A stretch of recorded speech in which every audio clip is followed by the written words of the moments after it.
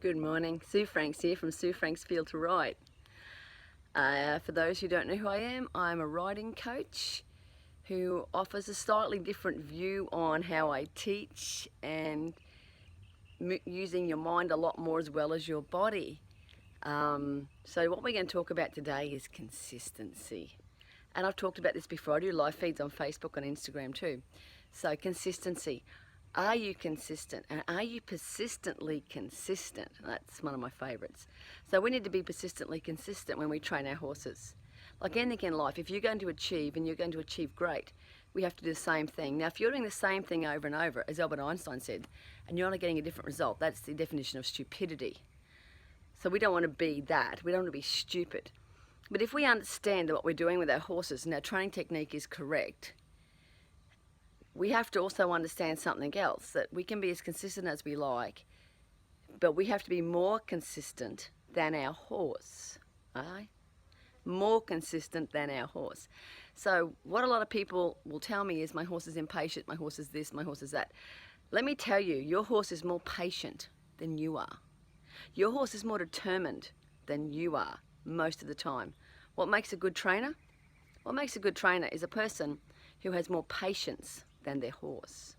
A lot more patience than their horse. Your horse will consistently outweight you. So when he is coming out of a frame and pushing through and being rude, you quietly put him back and ride him forward. You quietly put him back and ride him forward. Now, if he does this a million times, you've got to do it 1,000,001. Eventually, because you keep correcting the behaviour, he learns it. And I'm not saying your horse is dumb and has to do this 1,000,000 times. Most horses learn it quite quickly. But the more we go pushing and pushing and we put him back and quietly correct his behaviour, and then we go, I tried, it didn't work. And he does this and you just let him do it. Now, all of a sudden, you're persistent again. It's a new day and you're going to start again. You've made him stronger in his resolve because he understands that he is mentally stronger than you. So he'll just keep trying harder. Now, that's not to say that when you give up 3 or 4 times or a week or a month, you can't get through it. Of course you can get through it. Someone else has done it before you. Someone else has achieved before you. It can be done. Someone else gave in as much as you or more than you. But please be aware that your horse is very patient. I once had a very wise person tell me this: you have to be so patient that you want to make running water walk.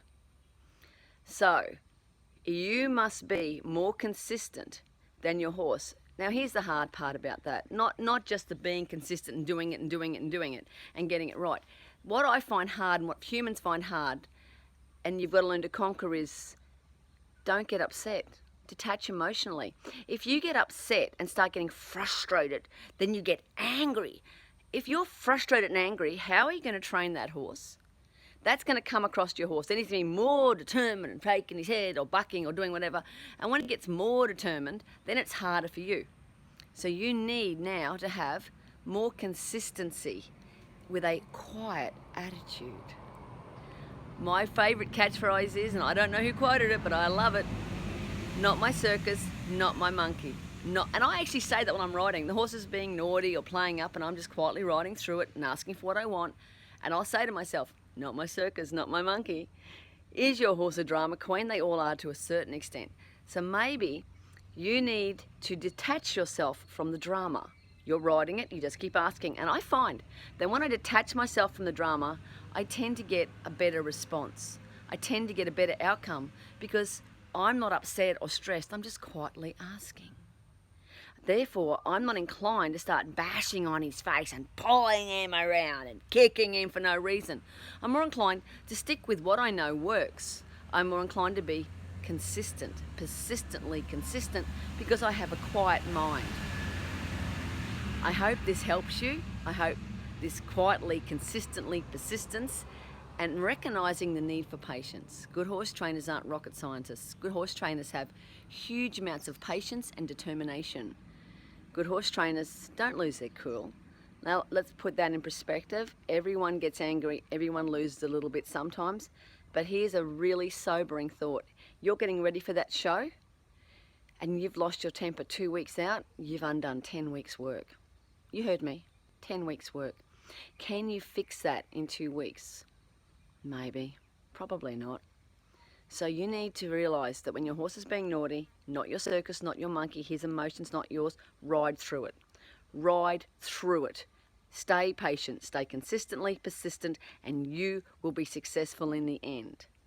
Okay, remember, ride with a smile. I'll catch you on the flip side. Bye for now.